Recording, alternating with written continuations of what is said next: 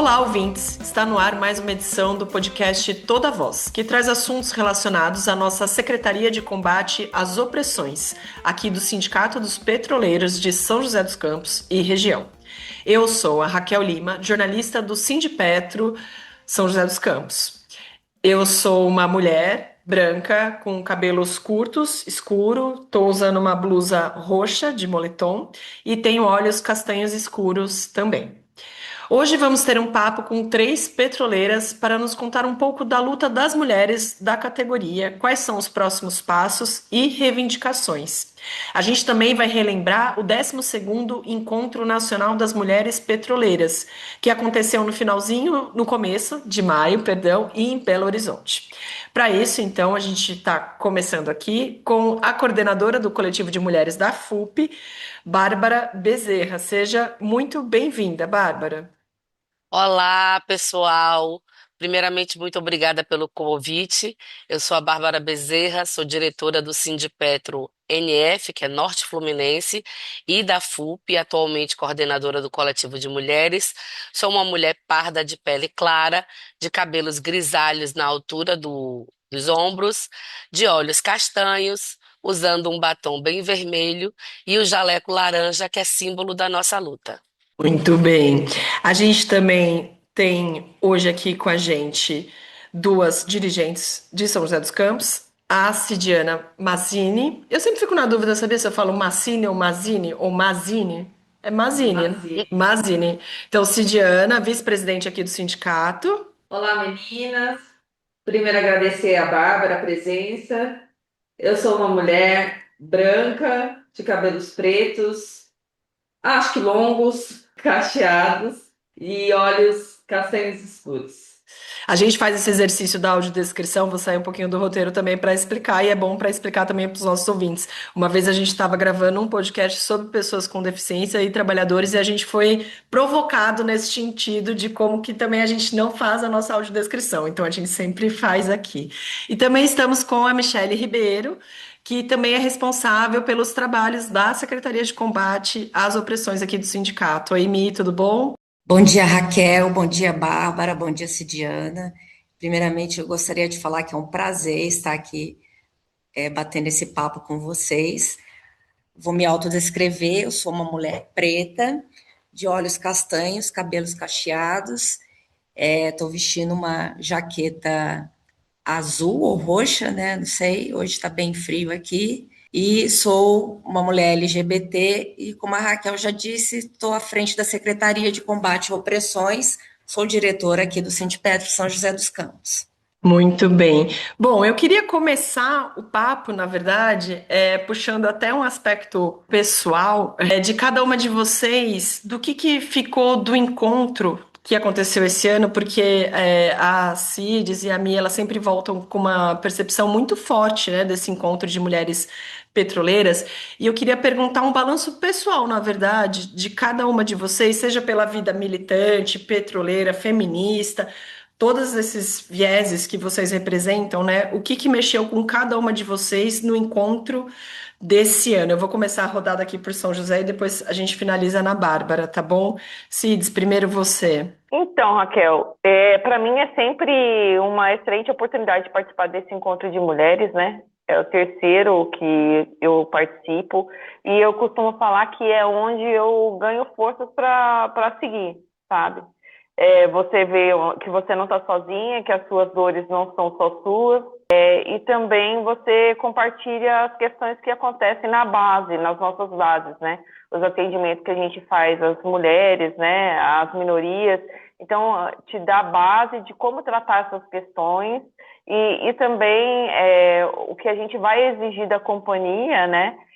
Nesse próximo período. Então, assim, é sempre muito gratificante. As pautas são sempre muito interessantes e é muito gostoso ouvir outras mulheres falando e você se identificar, saber que são dores parecidas com as suas. Então, assim, eu poderia ficar um tempão aqui falando sobre o que significa um encontro para mim, mas acho que, a princípio, eu acho que isso é o mais importante, assim. Legal. E você, Mi, o que você tem aí para dizer nessa primeira rodada, dessas percepções e a emoção que fica do encontro? Então, para mim, o balanço, né, é de uma energia bem renovada, né, com clareza no tamanho do nosso desafio. Quando eu olho para trás, eu penso na minha trajetória, né, de 2 décadas já tem um tempinho na companhia, eu percebo o quanto nós já avançamos a ocupar esses espaços operacionais e de liderança, mas o encontro lá de Belo Horizonte, ele deixou muito evidente que a divisão social do trabalho ainda pesa muito sobre os nossos ombros, né? Como militante e dirigente, o que mais mexe comigo nesses encontros é a percepção da força coletiva. A gente percebe que quando a gente está junto, a gente é muito mais forte, né? E assim, nós mulheres, a gente tem já lá de trás isso aí como um estereótipo e algo que sobressai sobre nós, né? A gente está sempre na linha de frente do cuidado, e seja na formação original, na vida doméstica, mas no sindicato, na Petrobras, a gente está ali disputando um espaço político, né? Uma estrutura e por melhores condições de trabalho, e o encontro ele reafirmou que a pauta feminista dentro da categoria não é um anexo, né? Ela precisa muito ser um tema central para a defesa da classe trabalhadora como um todo. E assim, a gente sai de lá com certeza que a gente precisa intensificar essas políticas, né? E essa intensificação ela vem muito através da nossa organização. Então a gente precisa estar fortalecida e estar junto para garantir que isso realmente vá acontecer, né? Então, assim, a gente sai de lá revigorada, sai com a esperança e a expectativa de tentar fazer as coisas melhorares, e quando a gente vê um monte de mulher junto e unida, isso dá uma renovação incrível para a gente. Legal, Mi. E você, Bárbara? Olha, meninas, eu sou bem suspeita, né? Sou suspeita porque no momento eu estou na coordenação do coletivo, mas também porque meu primeiro contato com o movimento sindical petroleiro foi no Encontro de Mulheres. Foi no encontro de 2019, que foi em Vitória, no Espírito Santo, e eu cheguei lá e fiquei muito surpresa com todo aquele movimento, com toda aquela organização. E desse encontro de Belo Horizonte, eu saí, eu me lembro bem emocionada, inclusive, eu saí com a reflexão que a sociedade, ela tenta dizer que nos deixar sozinhas. Parece que eu estou sozinha na minha dor, no meu silêncio, nos meus problemas. Quando a gente vai para o movimento sindical, para o movimento de esquerda, há também uma tendência deles de tentarem dizer isso é uma pauta identitária. Isso não é uma pauta. Quando a gente entra no coletivo e escuta, nos escutamos e fazemos nossas trocas, a gente entende que aquilo é luta de classe. Não é pauta identitária, não é pauta só, né? E a gente vê a diversidade de questões que acontece. E outra coisa, lá no encontro, a gente não quer soluções só para as mulheres, porque quando a gente viabiliza soluções para as violências contra as mulheres e para as suas exclusões, nós também estamos dando soluções para um país mais democrático, para um movimento mais democrático e para uma sociedade e para uma indústria também. Então, a gente está fazendo uma revolução atrás de uma organização coletiva. Eu saio bem transformada, bem fortalecida e principalmente por todas as trocas, por não me entender sozinha e um pouco triste primeiro, porque a primeira igualdade que a gente tem no coletivo de mulheres são as nossas dores. São as violências que sempre são trazidas por todas nós. Não tem, isso não é isolado. Mas depois, através dessa dor, a gente transforma em elos, em laços e faz criar uma corrente e nos faz muito mais forte e com um grande poder de transformação. Vou continuar então aqui. Uma das resoluções que vocês tiraram lá do encontro e um tema que está movimentando muitos debates atuais da categoria é o combate à discriminação e assédios sexual e moral contra as mulheres, né? E isso para vocês é um tema muito caro, principalmente dentro da Petrobras, né? Que é majoritariamente masculina, né? Qual que é a importância, Bárbara, deste tema e quais os encaminhamentos que estão sendo tomados assim tanto na teoria quanto na prática, né? Que a gente pode tirar do debate atual que as petroleiras estão fazendo, não só o que vocês vivenciaram no encontro, mas de forma geral, né? Disso, do combate ao assédio sexual e moral na Petrobras. Então, isso é um tema, você falou bem, ele é caro e duro para a gente, né? E ele é corriqueiro. A gente tem dentro da indústria do petróleo e gás uma naturalização do clima de assédio e da hostilidade à presença feminina. A gente tenta, a gente tenta falar em números, né? Tipo assim, é porque tem mais homens. Não é só porque tem mais homens, porque, por exemplo, eu sou offshore. E quando a gente vai para as plataformas, a gente vê que é tipo, é proibido ter mulher aqui. Estabelece-se um mecanismo de controle. O mecanismo é, eu vou deixar só um camarote feminino, ou dois. E esse camarote, cada um, que é o lugar que a gente dorme e tal, tem 4 camas. Então, o máximo que aquela plataforma vai poder, e eu estou falando de 150 a 200 pessoas trabalhando, máximo vão ser 4 mulheres. Então, esse tipo de controle, né, esse tipo de hostilidade, imagina como é o ambiente para nós mulheres trabalharmos nessa condição, com um número tão pequeno de presença feminina. Então, isso estabelece e exacerba uma cultura. Peraí, show. Isso estabelece e exacerba a cultura de violência que já existe na sociedade. E quando a gente vem para a indústria de petróleo, ainda tem um outro porém, além da presença feminina e da história toda, da gente entender que a indústria entende que é coisa de homem, que indústria técnica é coisa de homem, a gente tem salários melhores e regimes de trabalho especiais também. Então, isso tudo faz com que a presença feminina seja cada vez mais complexa. E a cultura dos assédios e violências, ela esteja muito estabelecida, com estruturas muito profundas. Então, a gente vem de 2023, onde a gente consegue fazer um encontro das duas federações, né? Encontro de mulheres das duas federações, onde a gente consegue que o assunto de combate, depois de nas mídias, dos assédios sexuais e morais na Petrobras, um grande escândalo na grande mídia, com muitos vídeos e etc. A gente consegue fazer um encontro das duas federações de mulheres e a gente consegue fazer com que o assunto entre no acordo coletivo de trabalho. E aqui é a grande diferença que faz o movimento sindical ter mulheres nele. E essas mulheres têm que ter o poder de atuação. Porque a grande transformação começa aí. Quando eu coloco no acordo coletivo de trabalho, isso passa a ser um direito da categoria. E isso passa a ser uma obrigação da companhia. E isso começa a ter um poder de transformação. Mas ainda assim, é uma Petrobras muito grande, é um sistema muito grande. E aí, para na hora da atuação, a gente vê diversas falhas. A gente abre-se um canal de acolhimento, tem uma ouvidoria, a gente tem um fórum de combate à violência, mas, por exemplo, a ouvidoria não dá conta das denúncias, né? As pessoas chegam a demorar 3 meses para ter um retorno de uma denúncia. A gente vê direcionamento, né? Se tem uma mulher aqui sendo denunciada, vamos fazer um verdadeiro inquérito em cima dela, né? Porque se denúncia contra a mulher tem mais peso do que outras que a gente vê gravíssimas e não levadas em consideração.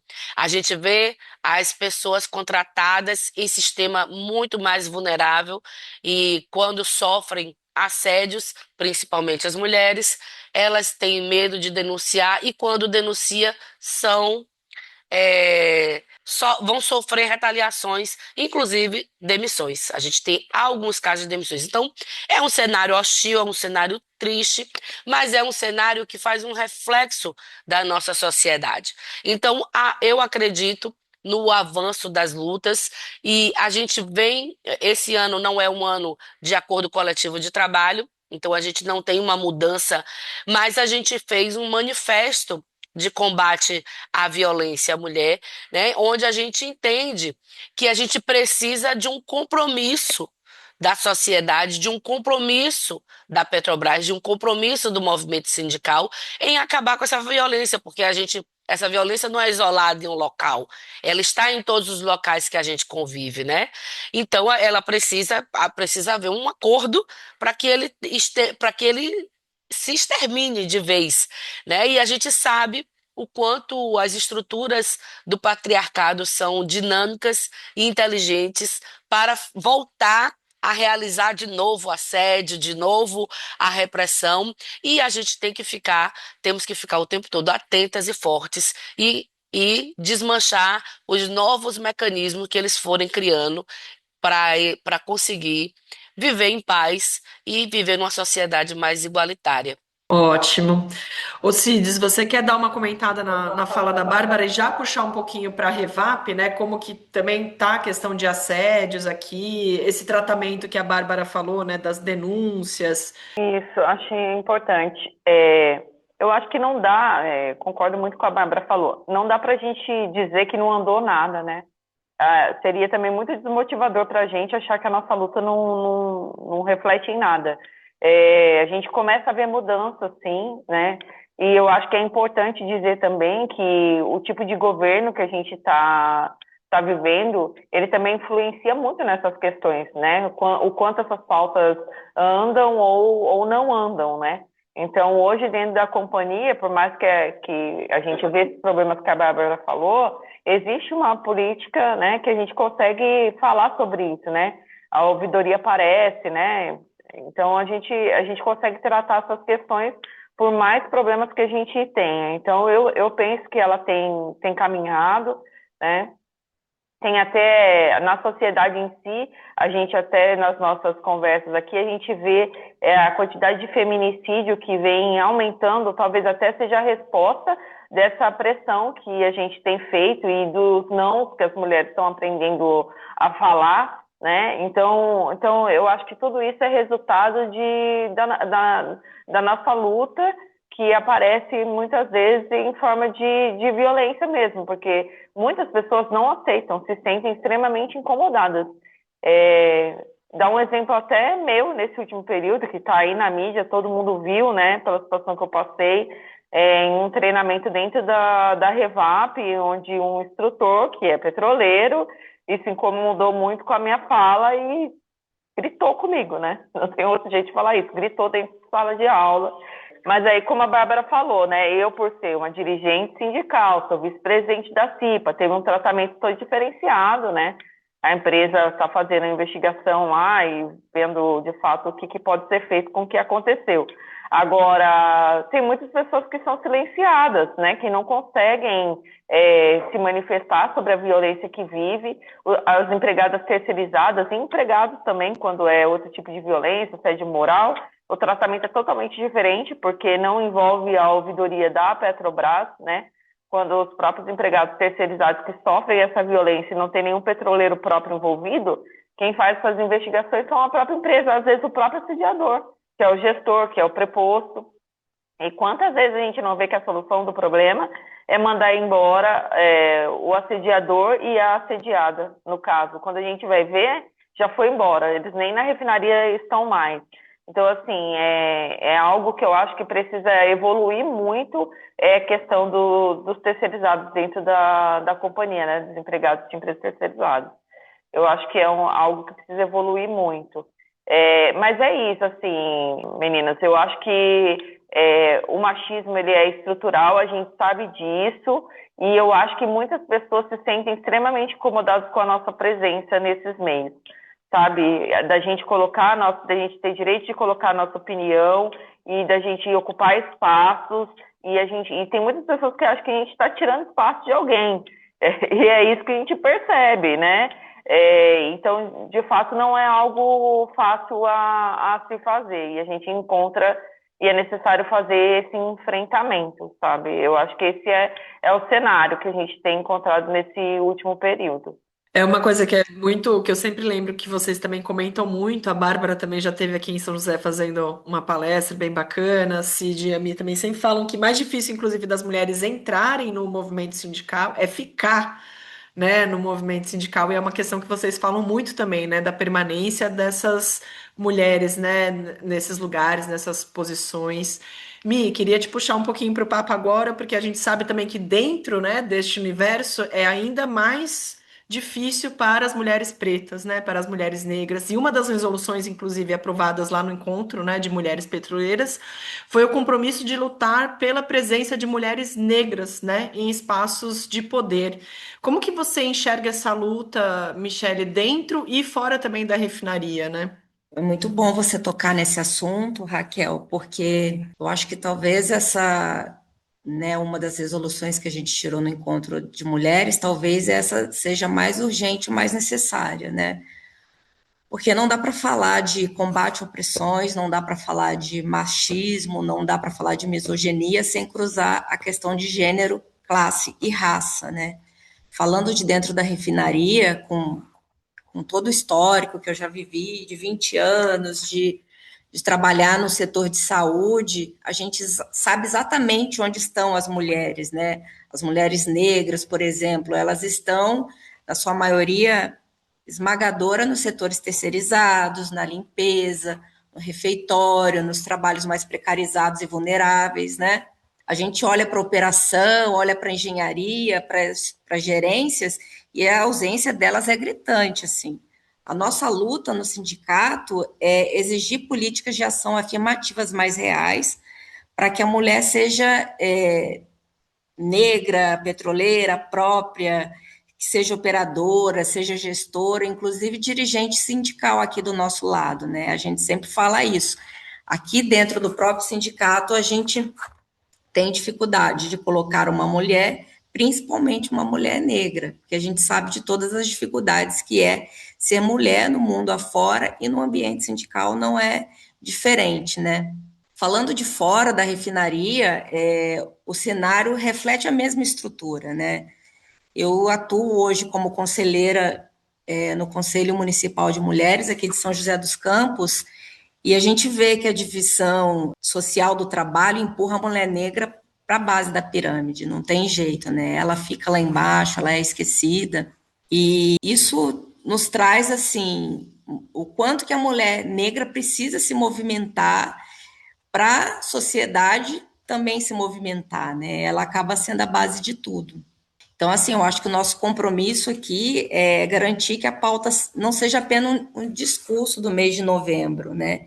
É lutar por ascensão profissional, proteção contra o racismo institucional que exige, né? Que existe, e a gente percebe hoje na Petrobras que é uma empresa que foi constituída e ainda se mantém assim constituída para homens, e a mulher, assim, é cada vez mais difícil ela ocupar um espaço ou uma cadeira onde as decisões sobre as nossas vidas são tomadas. Eu acho que é muito importante a gente fortalecer as companheiras e que a gente consiga ocupar esses espaços mesmo tendo dificuldade.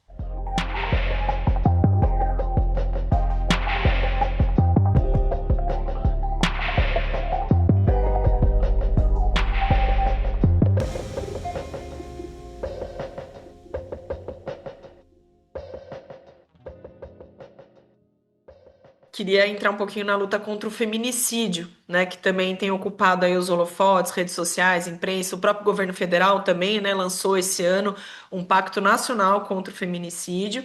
E um dos grandes motes, né, tem sido também essa conversa, não ficar só entre as mulheres, né, mas também como conversamos, educamos e conscientizamos os homens, né, que na verdade também são quem estão cometendo, né, o feminicídio. Queria que a gente fizesse uma rodada, também vocês já falaram um pouquinho de como que vocês levam esses temas para o universo petroleiro, mas até puxar um pouquinho mais para a prática, assim, né? Porque a gente repara que muitas vezes vem de um papo, de uma conversa que vocês, como você disse, Bárbara, você, por exemplo, que veio, né? De uma estrutura onde trabalham muitos homens, né? Deve ouvir muita piada, muita coisa. Como que a gente começa, né, lá de baixo, nessas questões do dia a dia, levar esse papo para os colegas petroleiros de vocês, assim, como que tem sido isso? Podemos comer, quem quer começar aí? Pode abrir o Eu microfone. Vamos lá, já, Bárbara. já abri. Ó. Então, primeiro eu queria fazer algumas ressalvas. Primeiro, para a gente entender. Eu não acho que a gente esteja passando por um momento de ter que educar os homens. Eu não acho. E isso, para mim, não é uma verdade. A violência contra a mulher, ela é institucionalizada na sociedade. Ela é uma regra do patriarcado. E é assim, é contra as mulheres. Aí, cada camada que essa mulher for tendo, eu vou aumentando essa violência. Se for para uma mulher negra, é muito pior. Se ela for LGBTQIA+, vai ser muito pior. Se ela for PCD, vai ser muito pior. Se ela for dos povos originários, vai ser pior. Enfim, eu vou só aumentando isso. E são categorias, são mecanismos de controle. Quando a gente vê hoje o fenômeno do feminicídio, a gente às vezes pensa, eu até usei esse termo, aprendi no congresso de vocês, agradeço aquela doutora que usava, epidemia. Ah, é uma epidemia. Epidemia não, são doenças. Aí eu vou dizer assim, vamos conversar com os homens porque eles estão doentinhos. Não, não estão doentes. Eles sabem o que estão fazendo quando eles matam uma mulher. Eles sabem exatamente o que eles estão fazendo. E outra coisa ainda, eu fico pensando, por que os feminicídios estão com esse fenômeno agora, 4 por dia, uma média absurda, e que não para, né? A gente não tem uma diminuição, a gente não tem. Eu fico pensando, até uma reflexão que agora há pouco a Cidiana falou. Como era antes? Será que os homens não se incomodavam? Na verdade, as mulheres não saíam dos seus relacionamentos tóxicos. As mulheres não diziam não. As mulheres não tinham a menor condição de dizer eu não vou continuar apanhando dentro de casa. E quando a gente tem programas sociais que começam a tirar as mulheres de extrema vulnerabilidade social, como Bolsa Família, você começa as mulheres poderem dizer: não, eu não vou ficar aqui nessa situação de violência. E eles não aceitam.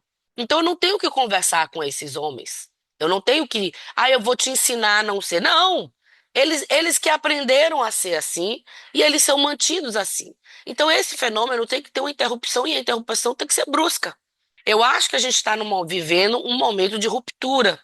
Justamente essa saída da mulher, esse poder, esse empoderamento. Hoje, a Petrobras tem um programa muito interessante que nós, da federação, ajudamos a construir, que é o Autonomia e Renda, que é dar cursos para as pessoas que vivem ao redor das unidades da Petrobras. E esse curso, ele tem uma bolsa, ele é voltado para quê? Para mulheres com privilégios para mulheres negras ou em situações de vulnerabilidades ou imigrantes. E se tiver filho, vai ter um valor maior na bolsa, porque a gente tem que ter essa consciência que as mulheres viram mães e a sociedade não tem estrutura para ela continuar uma carreira ou poder estudar e etc. Então, para uma mulher poder estudar um assunto industrial, ela tem que ter bolsa. Eu não posso ir para uma turma toda masculina. Eu vou sofrer diversas violências. E aí eu acompanhei a primeira turma do Autonomia e Renda aqui na cidade de Macaé. Eu moro na cidade de Macaé. E eu fui para a aula magna delas, do IFE, todo mundo muito, e elas com muita ansiedade na minha aula. Eu bem que não estava entendendo. Tinham 28 mulheres. E ao final elas disseram assim: olha, só você que está lutando por nós, mas a gente acabou o curso, a gente foi para a Petrobras e a gente não consegue ser contratada, apesar a bolsa estava acabando e tal. Foram para todas as entrevistas que elas eram, e uma característica interessante: quase todas as mulheres eram negras e quase todas 40 a mais, né? E elas falaram que as entrevistas que elas foram chamadas, todas foram para limpeza, para ser ASG, né? Nenhuma para cursos técnicos. Então, e tiveram uma reunião na Petrobras, solene, inclusive, porque era a primeira turma e tal, e a Petrobras disse o quê? Não, a gente não pode fazer nada, a gente fez o que a gente podia. Tipo assim, eu te dei o curso, eu te dei uma bolsa, agora não faço mais. Claro que ela pode fazer. A Petrobras pode dizer assim: vou ele botar lá nos anexos, contratem um percentual de 30% de mulheres. Eu te dou um prêmio a mais, um pontinho a mais, se você contratar mulheres. Ela pode fazer uma série de políticas de incentivo. E por que que ela não faz? Né? Por que que acha que. Porque parece que não é problema de ninguém. Só vira o problema quando for dentro da sua casa. Só que é dentro da sua casa. Quando eu tenho 4 mulheres mortas no Brasil, essas mulheres podiam ser nós 4 aqui. Somos nós, né? Somos todas nós. Então, há um complexo. Eu acho que a gente está vivendo uma ruptura. Acho tudo é muito difícil conviver com isso, mas eu também acho que tem que ter a resposta fortalecendo ainda mais as mulheres para elas terem o poder de dizer não, quiçá chegar o momento delas nem sequer entrarem em relações violentas, porque eu acho que quando a gente conversa entre nós, todas nós já passamos também por um relacionamento abusivo ou por algo assim, eu passei. E todo mundo fala assim, nossa, como assim você, né?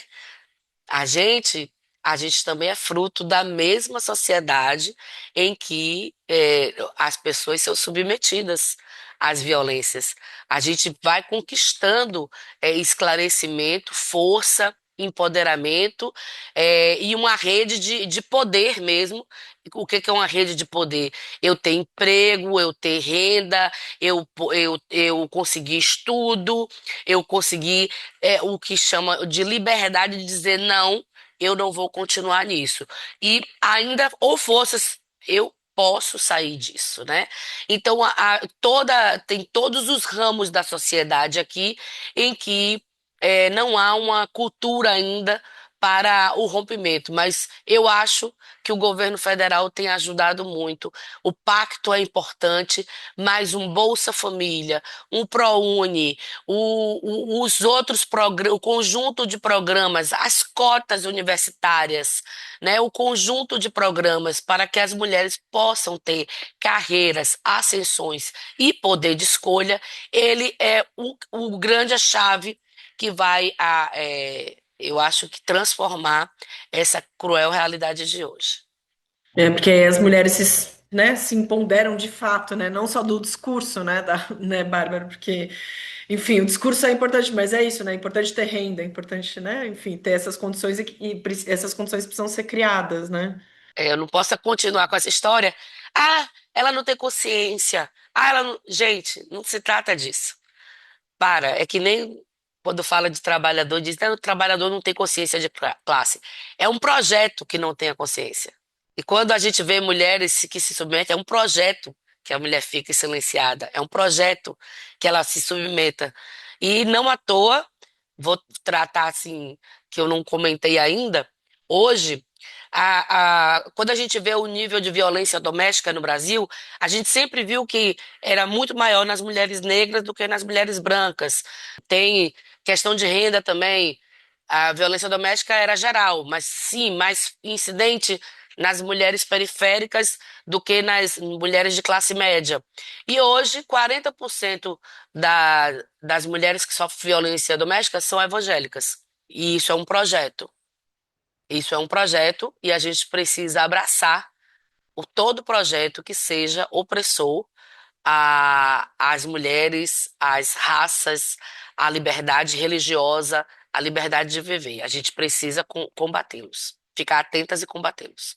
Nossa, que dado interessante, não sabia. Mas, enfim, diz muito sobre o projeto, né, Bárbara? Uhum. Bom, para encerrar aqui, fazer essa rodada final, eu queria perguntar para cada uma de vocês, dentre a dor e a alegria de sermos o que é, qual que é a principal dor, a principal batalha e a principal alegria em ser petroleira? Vou começar a rodada com a Michelle agora. Nossa, que pergunta, hein, Raquel? Acho que a principal batalha de ser petroleira é a exaustão, né? De ter que provar o tempo todo, todos os dias, que aquele espaço também é nosso, né? Eu acho que isso acontece no cotidiano das mulheres também, não só das petroleiras, né? E fica claro que o nosso maior embate diário é contra a estrutura que tenta nos manter em papéis secundários ou invisíveis, né? A gente tem que estar sempre o tempo todo provando quem a gente é, o que a gente é capaz de fazer. E eu acho que assim, um dado importante, uma batalha importante é o que a gente sempre faz, assim, voltando agora, dizendo, né, também que a gente está muito feliz de ter ido pertencer à Federação Única dos Petroleiros, a FUP, e eu percebo que o trabalho é muito ampliado nessa pauta para mulheres, né? Então, assim, essa coisa de não deixar nenhuma mulher para trás, lutar constantemente para garantir a dignidade, a segurança das companheiras, né?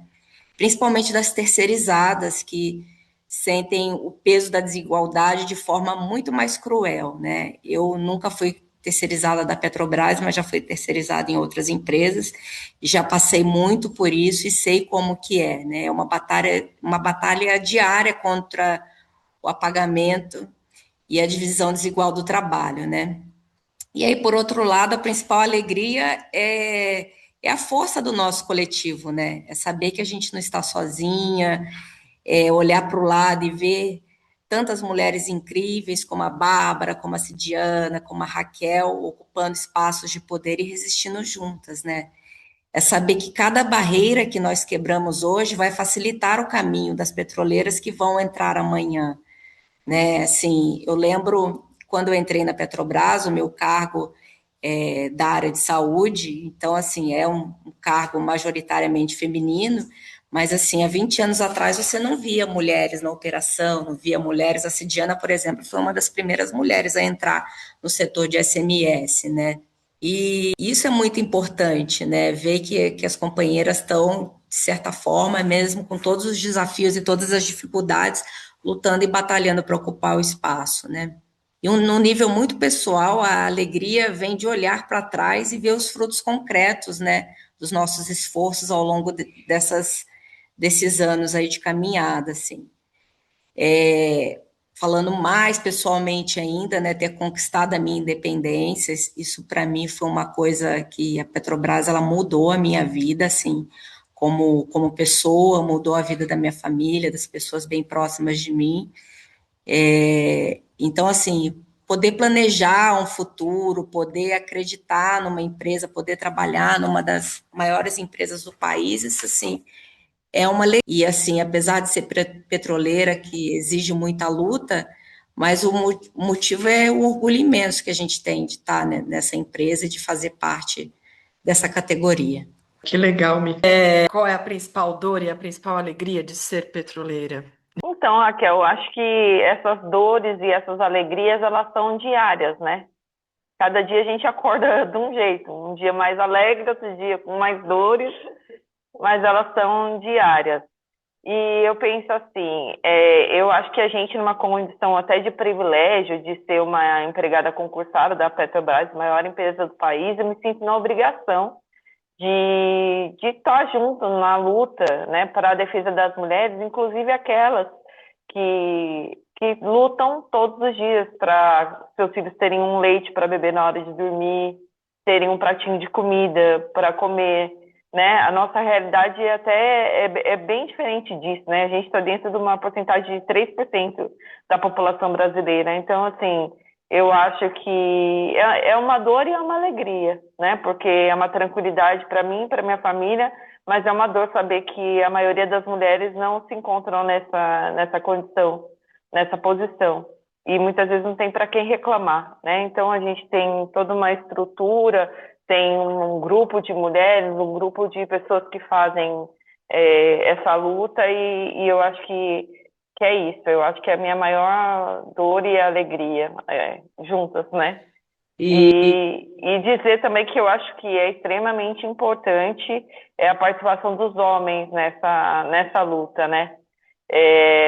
A Petrobras tem um termo que ela usa que eu acho muito bom, que é a questão dos homens aliados, né?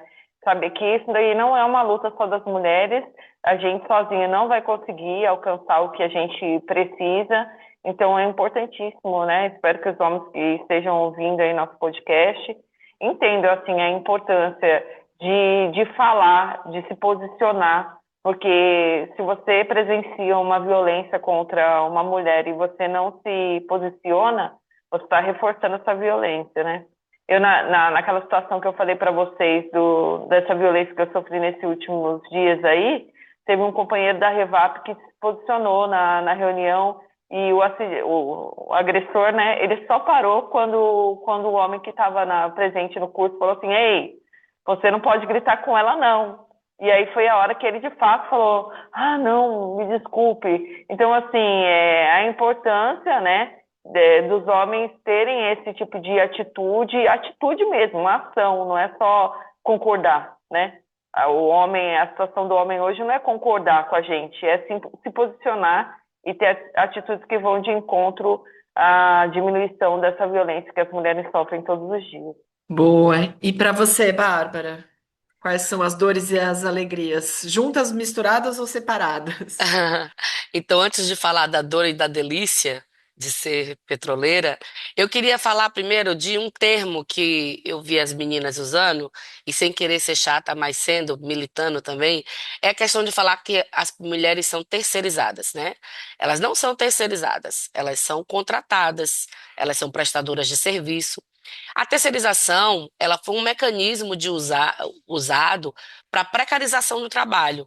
Ela foi, institucionalizada com a reforma trabalhista e no nosso meio ela é usada para precarizar mais ainda, principalmente as trabalhadoras femininas, né? Então, quando a gente, por exemplo, a gente chama setor privado, as mulheres que trabalham na indústria, onde a produção final é indústria de petróleo e gás, por exemplo, a gente chama prestador de serviço quem está dentro da empresa, e às vezes tem um contratado, né? São empresas contratadas que fazem serviços que não são especializados da indústria de petróleo, né? Como construção e montagem. Mas dentro da empresa delas, eles são. Então é importante a gente fazer essa modificação de termo para que essas pessoas sejam acolhidas e sejam entendidas como nós, né? Porque, por exemplo, você vai ter funcionárias da Baker, da SLB, da Halliburton. Então, elas não são terceirizadas, elas são primeirizadas na empresa delas, né? Então, é importante a gente rever para acolher e para que elas também se entendam como petroleiras, porque elas são. Né? Então, sendo um pouco chata, mas lembrando isso, mas falando da dor e da delícia de ser petroleira. Primeiro, as dores, olha, a gente que vai para áreas técnicas assim, isso de ficarem. Primeiro, vou falar das dores técnicas, né? Ó, esse negócio da gente ter que estar provando que é competente toda hora é um saco, velho. E vou dizer, tem locais que é mais exacerbado do que outros. A plataforma, para mim, foi o lugar mais hostil à presença feminina que eu já estive. Eu trabalhei em muitos lugares, trabalhei em obras, trabalhei em gasodutos, trabalhei dentro de obras, dentro de refinaria, trabalhei no Nordeste, eu só não trabalhei em um estado, dos 9 estados, eu só não trabalhei no Piauí, rodei todos os outros, trabalhei na Amazônia. Na Amazônia, inclusive, eu trabalhei em sondas terrestres em locais isolados. Eu nunca dividi uma sonda nesses locais isolados com outra mulher. Era eu e aqueles 150 homens. E eu vou lhe dizer, eu não era maltratada. Só mandava assim, na hora de dormir, tranca, tranca o camarote, tá? Tranco. Dormia trancada. Mas nunca sofri, tipo, eu não ouvia grandes piadas. Pelo contrário, tinha muita gente, recebi muitas cartas de amor, muitas paixões. Nesses locais tinha muito, muito pior apaixonada, uma graça. Mas quando chega nas plataformas, além disso, sempre é uma descaracterização do seu trabalho. Eu que sou técnica em segurança do trabalho, eu ia ter uma atividade complexa, digamos, vamos fazer um teste hidrostático e não sei o que, a gente não tem como fazer. Aí eu na reunião dizia, olha, eu acho que a gente tem que fazer um isolamento de tantos metros, a pressão vai ter que chegar a tanto, o controle assim, né, ela dizia como estava. Aí ficava um silêncio total. Aí um homem repetia o que eu falei. Ele repetia exatamente a mesma coisa. Aí todo mundo dizia, cara, que massa, essa é a solução, né? Cara, eu pensava assim, será que eu morri e falei para as almas aqui? Gente, sabe? Será que ninguém me É, escutou? O que que ninguém me ouviu? O aconteceu? que Para que quem que eu é estava isso? falando? Eu falei uma alma que foi, falou pro ouvido dele agora. Então, isso é insuportável. Ou quando eu chegar, vou liberar um serviço, né? Que a gente chama a liberação de PT. Eu tô lá e digo, olha, você tem que fazer isso, isso, isso, tem que isolar essa área. Ele, eu nunca ouvi falar sobre isso. E manda chamar um homem para perguntar se é para fazer, se é assim mesmo. Fica duvidando. E qual é o procedimento? Não sei o quê. Eu vivi várias situações, inclusive de ouvir gritos de gente, supervisores. Ah, ela quer acabar com a produção da plataforma. Isso é insuportável. Já no movimento sindical, que também são bonitinhos, mas não são gatinhos, nossos coleguinhas, né? Não são mansinhos. Eles reproduzem uma estrutura muito complexa, onde eles nos colocam dizendo, não, mulher não, é pauta de mulher. Parece que a gente está aqui só para falar de mulher. A gente não sabe falar de economia, a gente não sabe falar de geopolítica, a gente não sabe falar de transição energética. Quando todos os assuntos que a gente fala está relacionado ao avanço da indústria, né? Pode pedir para a gente falar de política que a gente vai falar muito bem, né? Quando eles pedem para a gente, não, deixa lá porque essa é pauta de mulher, eles falam, o assunto não é deles. E o assunto é da sociedade. O assunto tem que ser do movimento sindical, né? Então, ficar provando toda hora, isso não é uma pauta identitária, isso é extremamente desagradável e a gente passa por diversas violências que não vale a pena falar aqui, porque senão nenhuma mulher mais vem para o movimento sindical. A gente tem que segurar. E sobre a delícia, eu acho que a delícia é a força, as forças que a gente encontra nos coletivos. Primeiro, quando a gente descobre que não está só. O coletivo de mulheres, ele nasce de uma onde ele elege uma executiva da FUP sem nenhuma mulher. E ao eleger e a gente questionar, eles disseram assim: vão se organizar. Vocês que se organizem. Vocês mulheres se organizem. Nos organizamos, criamos o coletivo, criamos um critério onde a gente tinha que ter uma cota de mulheres, que a cota ia ser o mesmo percentual da quantidade de mulheres que existe no sistema Petrobras. E aí é 17%, aí fica assim, 2,7% de presença feminina. Aí eles disseram assim: não, então são duas mulheres. Não, não. 2,7 são três mulheres. A gente sabe que acima de 5 é para cima, né? A gente sabe de matemática. Aí a briga vai nesse tom. Ah, não, a gente brigou. Não, já cumpriu a cota, para. E hoje nós temos 5 mulheres, né? Estamos acima da cota, e estamos elegendo, com todo, provavelmente conduzindo, uma mulher para a coordenação geral da FUP.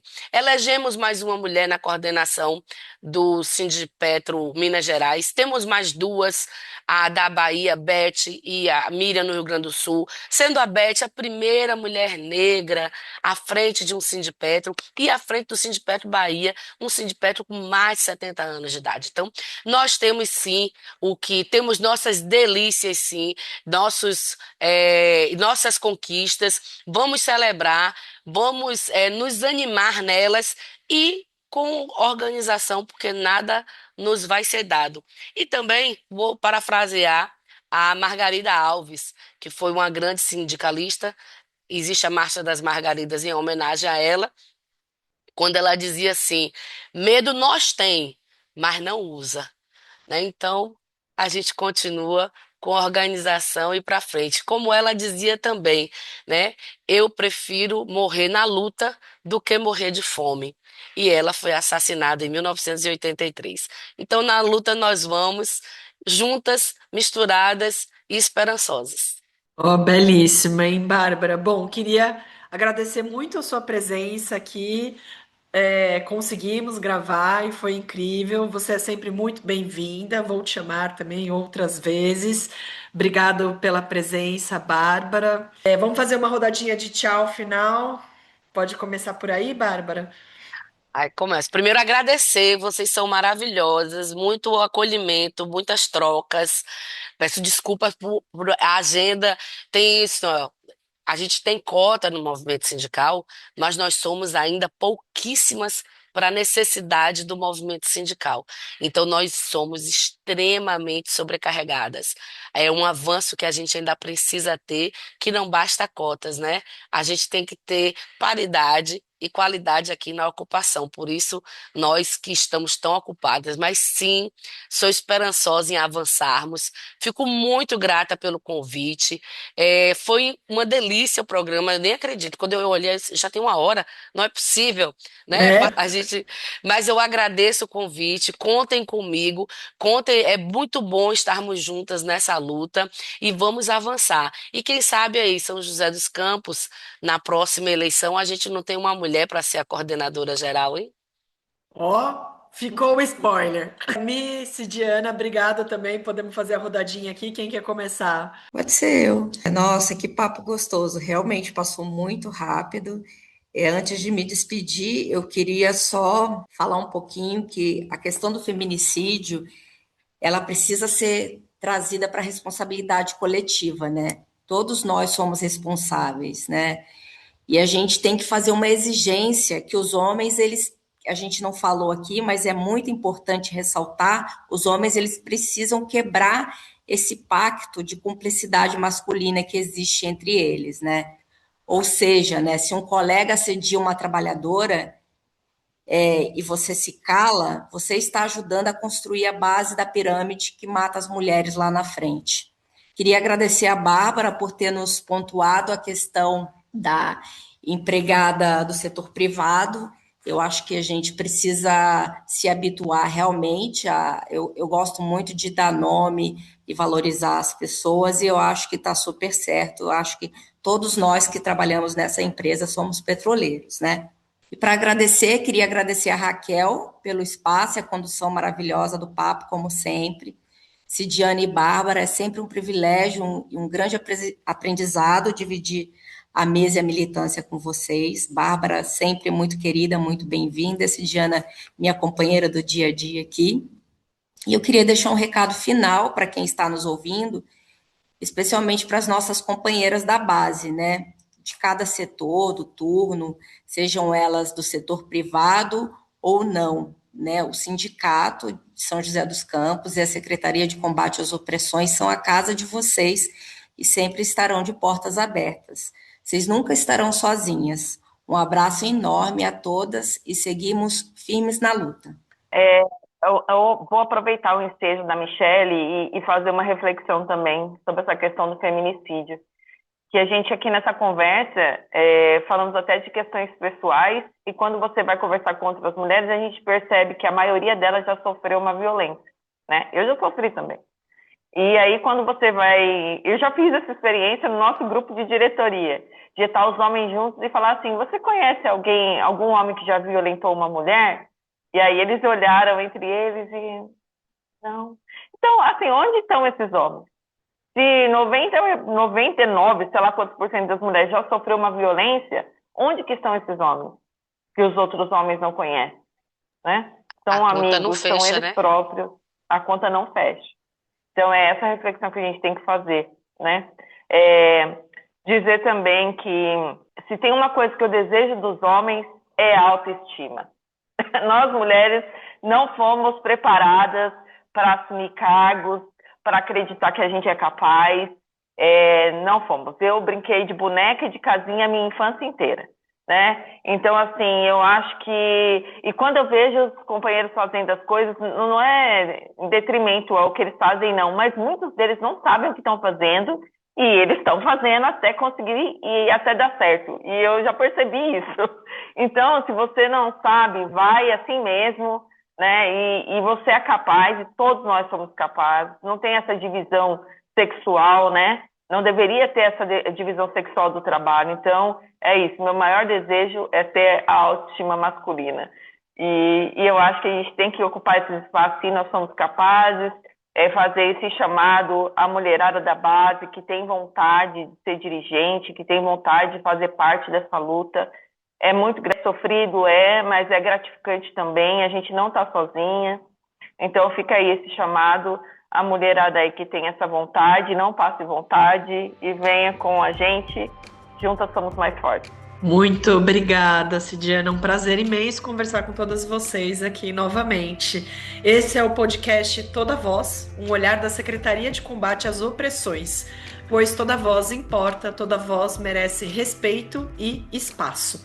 Compartilhe esse episódio em suas redes sociais, listas de contato e dê um seguir também na sua plataforma de áudio. Eu sou a Raquel Lima e a edição é do Lucas Assani. Muito obrigada.